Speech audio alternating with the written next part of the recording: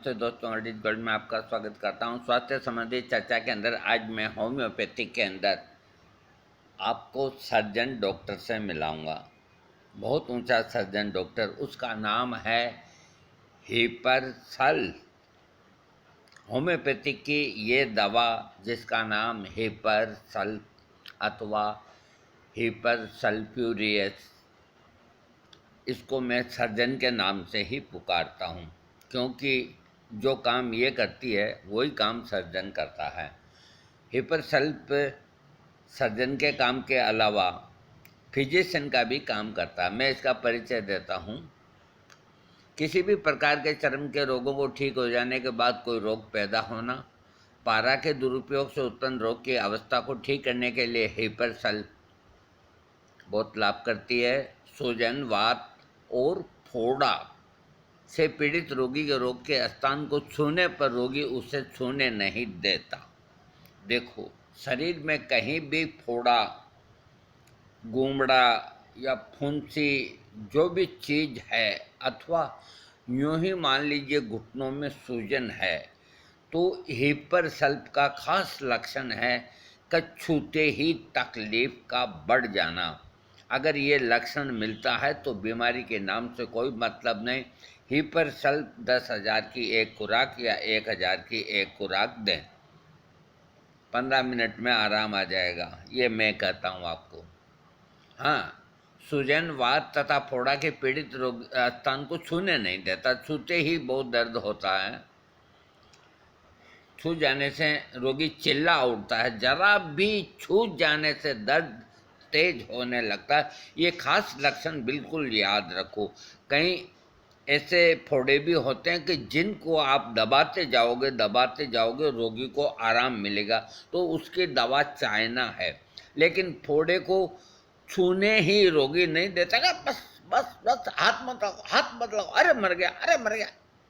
तो हिपरसल उसकी अमोघ दवा है। हाँ, इसके अलावा जो लक्षण होते हैं, इसीलिए चाइना औषधि वो मैं बता चुका, ये ध्यान में रखने की बात है। हिपर का रोगी छूने नहीं देता और चाइना का रोगी फोड़ा, फुंसी जो भी है उसको छू करके जो दबाओगे रिलीफ मिलता है। इसलिए इन दोनों का फर्क निकाल के जो दवा का प्रयोग करेंगे तो कामयाबी मिलेगी, नहीं तो होम्योपैथिक में कामयाबी नहीं मिलेगी। इसलिए ये ध्यान में रखना है कि छूते ही रोगी को भयंकर तकलीफ होती है। घाव हो, जख्म हो, सूजन हो, फोड़ा हो, फुंसी हो। हाँ, खांसी रोग की भी एक बहुत अच्छी दवा है। इसके साथ ही रोगी का गला भारी, खुश्क और बैठ जाना, गले के अंदर कफ जम जाना, जिसके कारण गले में गड़गड़ाहट होना, ठंडी हवा, ठंडे पेय पदार्थ पीने से रोगी के रोग के लक्षणों में वृद्धि होती है। रोगी को आधी रात के पहले भी, सुबह होने के पहले हालात खराब हो जाते हैं। ऐसे रोगी को रोग को ठीक करने के लिए सल्फ हिपर का प्रयोग करना चाहिए। इस प्रकार के लक्षणों से पीड़ित रोगी को खांसी कभी भी सूखी नहीं होती, कुछ न कुछ ढीली रहती है, कुछ न कुछ कफ भी निकलता है तथा रोगी को हल्का बुखार भी रहता है। यदि किसी रोगी को काली खांसी हो, जरा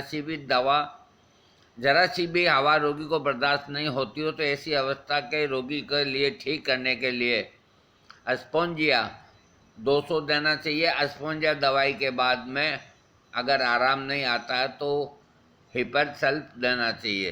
खांसी होने की शुरुआती अवस्था में एकोनाइट सबसे पहले 200 पोटेंसी में देना चाहिए, और एकोनाइट के बाद आराम आए, पूरा नहीं आए तो अस्पोंजिया 200 देना चाहिए, और अस्पोंजिया से ही पूरा आराम नहीं आए तो हिपरसल्फ 200 देना चाहिए। डॉक्टर बोनिन हासन, उनके पास गाँव के रोगी आते थे, तो वो क्या करते थे, उनका एक फिक्स फार्मूला था। जैसे कोई बच्चे को खांसी है, चाहे वो सूखी है, गीली है, क्या है क्या नहीं, वो देखने को नहीं देखते, वो 3 पुड़िया देते थे। एक एकोनाइट 200 देते थे, कहिए आज दे दो, अगले दिन अस्पंजिया 200, ये अगले दिन दे दो, तीसरे दिन हिपरसल्फ 200 दे दो। और इन 3 खुराकों से ही प्राय 100 के अंदर 95 बच्चे या जो भी हैं वो ठीक हो जाते थे। हिपरसल्फ बहुत ही ये अच्छी दवा है। ठंडी हवा से यदि रोगी को बुखार, खांसी या किसी फोड़े के रोग से पीड़ित हैं तथा उसमें इस प्रकार के लक्षण हैं जैसे ठंडी हवा बर्दाश्त नहीं होना, फोड़ा, सूजन, शरीर के अन्य रोग बाग में ग्रस्त होना, सावधानी के साथ ढककर रखना, दरवाजे खिड़की बंद रखता है। हीपर के रोगी को ठंड सहन नहीं होती है, वो गर्मी के मौसम के अंदर भी बिना पंखे के कंबल ओढ़ के सोता है। जो इस प्रकार का कोई रोगी हो उसके शरीर में कैंसर तक भी होगा तो हीपर सल्फ से ठीक होगा। खिड़की बंद रखता है, खिड़की का दरवाज़ा जरा भी खुलते ही रोगी को तकलीफ होती है, उसको बीमारी बढ़ जाती है। इस प्रकार के लक्षण जिस रोगी में होते हैं तो हीपर सल्फ देने से उसका रोग निश्चित ठीक होता है। मैंने इस प्रकार का एक रोगी देखा जो भयंकर गर्मी में स्वस्थ होते हुए भी कंबल ओढ़ के सोता था। हाँ, इसके रोगी के जो मानसिक लक्षण हैं, बात बात पर गुस्सा होना, उत्तेजित होना, इस शरीर के ऊपर फोड़े फुंसी होना, बुखार होना, खांसी होना, इस तरह के रोगी को ठीक करने के लिए इसका प्रयोग लाभदायक होता है। सबसे बड़ी बात है, मैंने सर्जन इसलिए कहा कि कैसा भी फोड़ा और फुंसी हो तो सर्जन के पास जाना पड़ता है कि भाई इसमें कट लगाओ या चीरा लगाओ, और 10-20 हज़ार रुपये का बिल मामूली बात होती है। फोड़ों में किसी भी प्रकार की सूजन में मवाद बनने से पहले इस औषधि की उच्च शक्ति की एक खुराक दे देनी चाहिए। मैं आगे जिक्र करूँगा। इसके रोगी के आँख आने पर आँख के दोनों पलकों में सूजन होती है, आँख में बिलनी हो जाती है तो हीपर देने से ठीक हो जाती है। इसके अलावा आँखों के अन्य भाग में सूजन होना, आँखों में दर्द होना, आँखों को छूने मात्र से दर्द होना, आँखों के किसी भी रोग से संबंधित लक्षणों में हीपर सल्फ लाभ करती है। पेशाब से संबंधित जो रोग होते हैं, मूत्राशय में कमजोरी होती है, पेशाब का बूंद बूंद करके आना, पेशाब करने के बाद फिर पेशाब करने की इच्छा होना, पेशाब का काफ़ी समय तक बूंद बूंद करके आना आदि लक्षणों में होने पर हीपर लाभ करती है।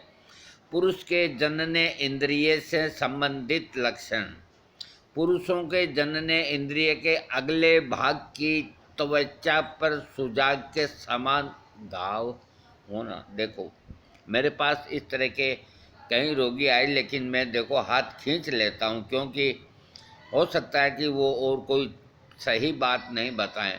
ये हीपर सल्फ बहुत से आदमियों के जो पर स्त्री गमन नहीं करते और सिंपल रहते हैं, उन लोगों के किन्हीं की कारणों से अथवा साफ सफाई नहीं रखने से आगे का जो शिश्न होता है, मुंडी, उसकी चमड़ी के ऊपर जिस प्रकार सुजाग का घाव होता है, इस तरह का एक घाव हो जाता है।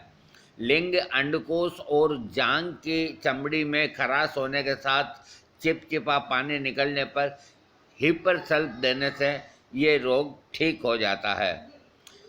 स्त्री की जनन इंद्रिय से संबंधित स्त्री का जरायु और स्तन में घाव होना, जिससे बड़ाई बदबूदार पीप निकलना, जिसकी गंध पुराने सड़े पनीर के समान होना, प्रदर रोग, लिकोरिया से भी ऐसी दुर्गंध आती है, योनि को बार बार नए और साफ कपड़े से धोना पड़ता है, ऐसे लक्षणों में हीपर लाभ करती है।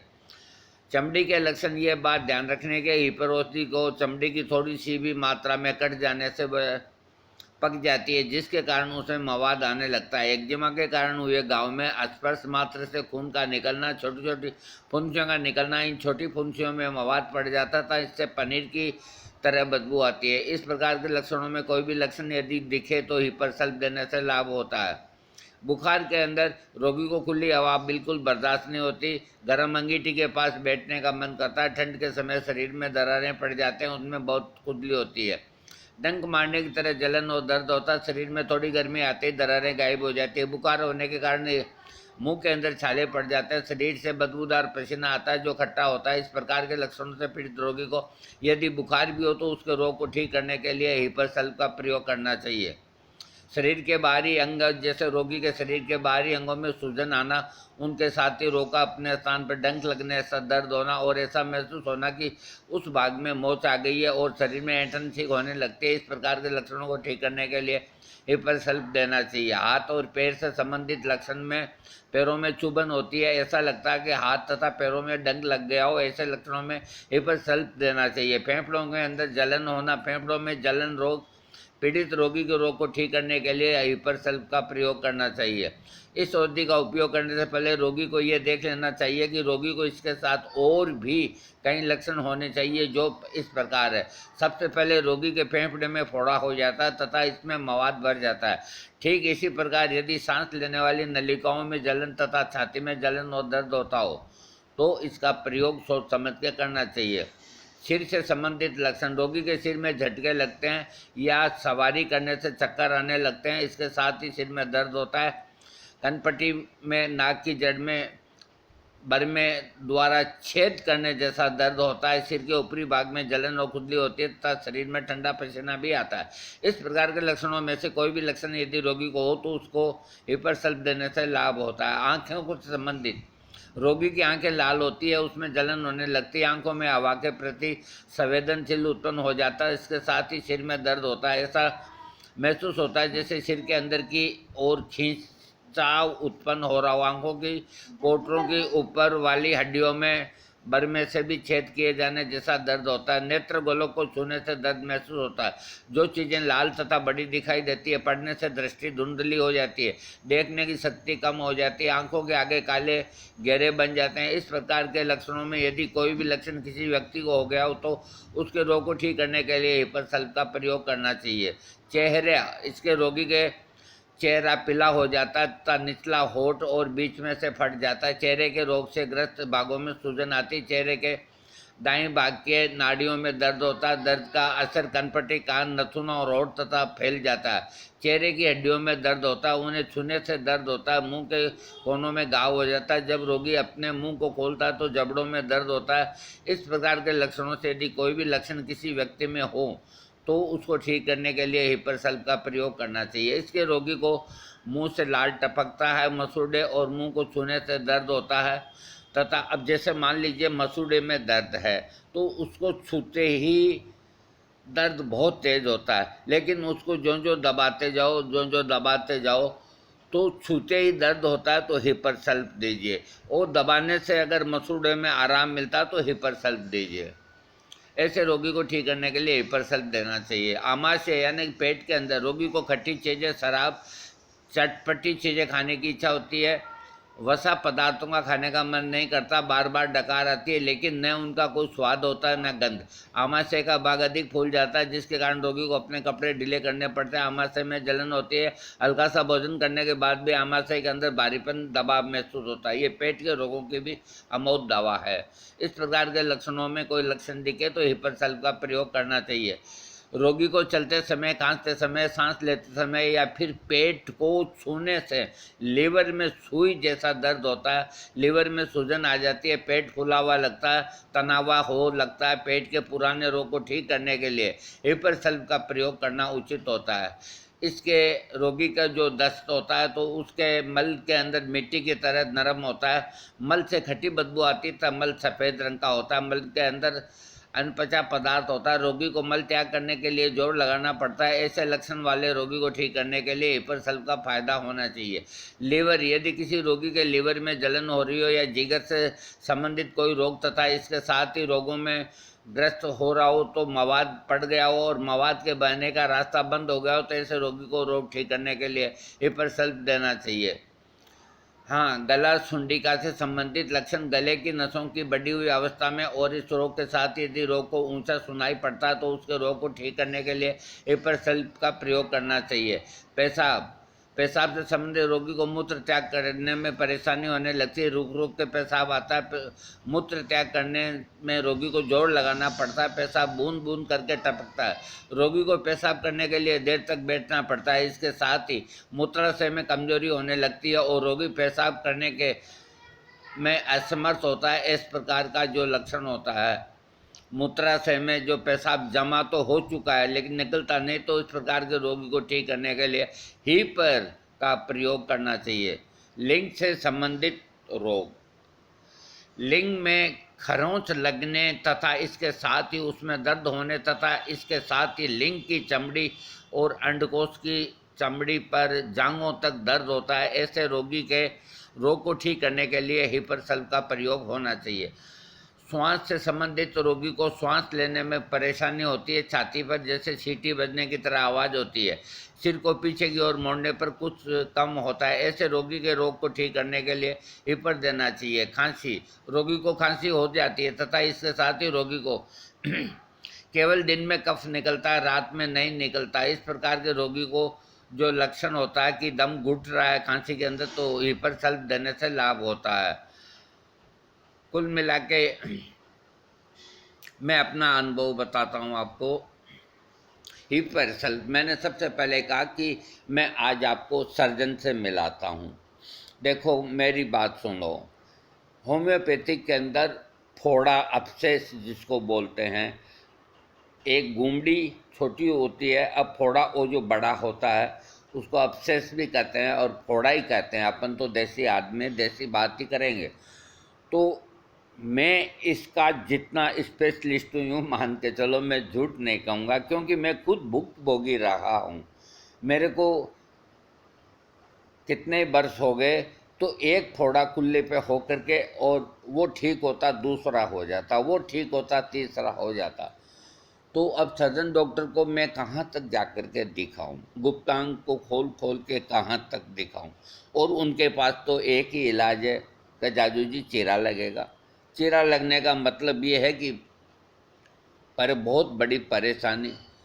तो मैंने डॉक्टर एस के मुखर्जी को पढ़ा, डॉक्टर एस के मुखर्जी होम्योपैथी के डॉक्टर को पढ़ा।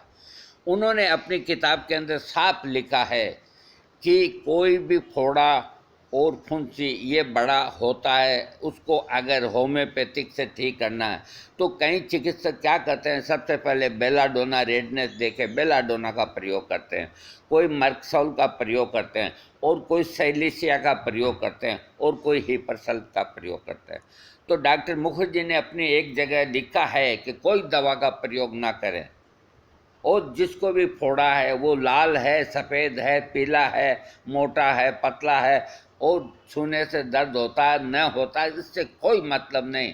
जहाँ इतना बड़ा फोड़ा वो शरीर के किसी भी जगह, बदन पे, खाक पे, जंगा पे, गुप्त स्थान पे, जहाँ भी फोड़ा, हिपर सल्फ CM पोटेंसी यानी कि 1,00,000 पावर की एक खुराक दे दो, कहीं डरने की ज़रूरत नहीं है। मैंने कई रोगियों को ठीक किया, और मैंने सबसे पहले मेरे ऊपर जब भी मेरे को फोड़ा होता तो मैं 1,00,000 हिपर सल्फ लेता।